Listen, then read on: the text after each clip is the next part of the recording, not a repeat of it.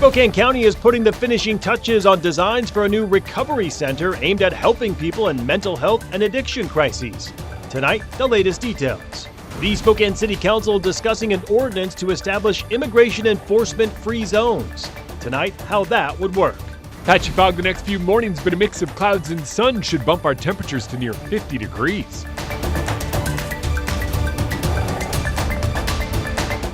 Good evening and thank you for joining us for KREM 2 News at 5 tonight. I'm Mark Hanrahan. Spokane County is putting finishing touches on designs for a new recovery center aimed at helping people in mental health and addiction crisis. Today, KREM 2's chief journalist Amanda Rowley takes a closer look at what the center will offer and how it'll work.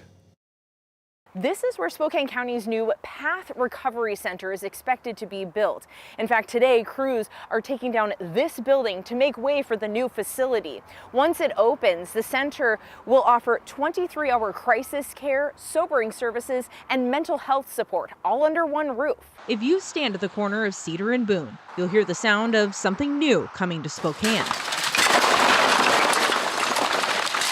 Spokane County's Stabilization Center is expanding. It will soon include the county's new Path Diversion and Recovery Center. Right now, Spokane County's regional behavioral health staff say law enforcement often has limited options when someone is experiencing a mental health or substance use crisis. That can mean arrests, long waits in the emergency room, or repeated calls for the same individuals. The Path Center changes that.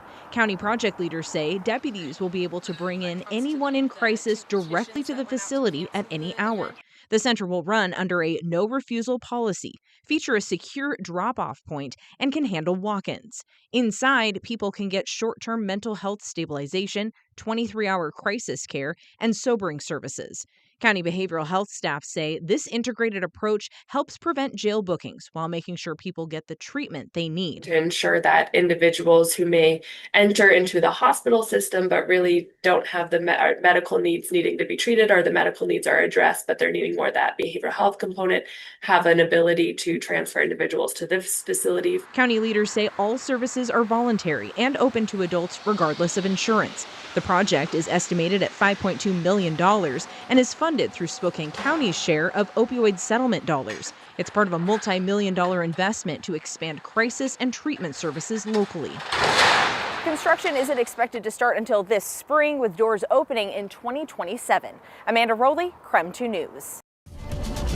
All right, let's talk weather on this Monday with Chief Meteorologist Jeremy Lagout. Joining us in the Outdoor Weather Center in a bit, I guess you call it misty out there. Jeremy? Yeah, it's not too bad out here, Mark. Up in the mountains, still a little bit of snow coming down, but here in town, 40 degrees and socked in the clouds.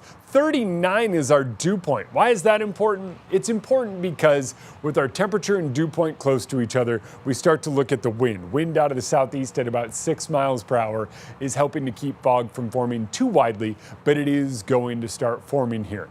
Next couple of hours, we will start to cool down. Most of us near 40 right now. Once our moisture is gone, that's what will allow those temperatures to drop. Most of our moisture is going to take a little longer to move out, but by about 8 p.m., we should be done with it, other than, say, over in the Cascades.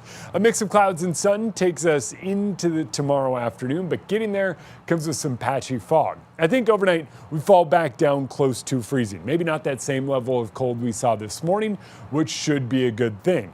By tomorrow afternoon, mid-40s with a peak of sun. Wednesday, maybe upper 40s, and by Thursday, we could be mostly sunny and 50 degrees if everything holds true these next few days.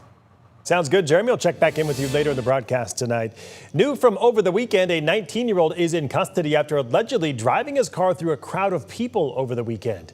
The Grant County Sheriff's Office says the 19-year-old got into his car after what they described as a disturbance during a house party on Saturday night. The Sheriff's Office says Alain Pantaleon Suarez hit a person in the driveway and then drove off. Right now, he's in the Grant County Jail for vehicular assault, DUI, and hit and run. The Sheriff's Office says the person who was hit had unspecified injuries. They also declined any treatment. Today, 2 kayakers safe after being rescued by the Kootenai County Sheriff's Office Marine Unit. One of their kayaks capsized yesterday while out on Lake Pend Oreille. The two kayakers were crossing from the Bayview area to the east side of the lake when it happened. Emergency crews were able to rescue the two from the shoreline, they said. Officials say the lake temperature just 34 degrees. The kayakers are okay, but they were cited for not having the required flotation device on board. Elk in the Pacific Northwest suffering from a hoof disease appear to be driven by multiple bacterial species working together. That's according to a study led by WSU researchers at the College of Veterinary Research. Researchers examined elk with treponeme-associated hoof disease, or TAHD, and found lesions infected with the usual bacteria and a second bacterial group called Mycoplasma. The lesions cause pain and reduce mobility. There is currently no treatment or vaccine for the elk. And happening this week, the heart of Eastern Washington's ag industry comes to downtown Spokane for this year's Spokane Ag Show. KREM 2's Cody Proctor walked the aisles today to find out what you can expect this year. As you can see all around me, things are buzzing right now at the Spokane Convention Center as preparations continue for this year's Spokane Ag Show. Now, fun fact, Ag Show officials say they've been holding this event for more than 30 years. Part of the Ag Show's purpose is to educate the public about the industry and new developments. According to show board member Brian Jeske, this year the show is including more of a footprint to focus on cattle. Jeske also says this gives them a chance to bring one of the region's biggest industries to the heart of downtown Spokane. Every year I've been up here, and I've been here for over a decade now, and we always get new visitors, new people that have never been to the Ag Show or have no ties to agriculture. And a lot of them are just overwhelmed by how big some of this equipment behind me here is, and just amazed by what it takes to get the job done now. Jeske says they hope to see about 2,500 to 3,500 people come through their doors each day of the show, and they hope their attendance will be even more than that. One of the biggest days will be FFA Day on Thursday, which they hope helps attract the next generation of agricultural leaders. Now, if you are interested in checking out the Spokane Ag Show, things kick off Tuesday morning at 9 a.m. We'll have ticketing information on our website, that's krem.com. And if you do buy a ticket, they are valid each day of the show. Things will continue through Thursday. In downtown Spokane, Cody Proctor, KREM 2 News. All right, coming up on KREM 2 News at 5 tonight. Today, Spokane City Council discussed a new ordinance titled Immigration Enforcement Free Zones. What the ordinance would do and what it could mean for the city coming up. But first, the 5-year-old Minnesota boy taken with his dad to a Texas detention facility is back home tonight. How Minnesota is reacting after the break.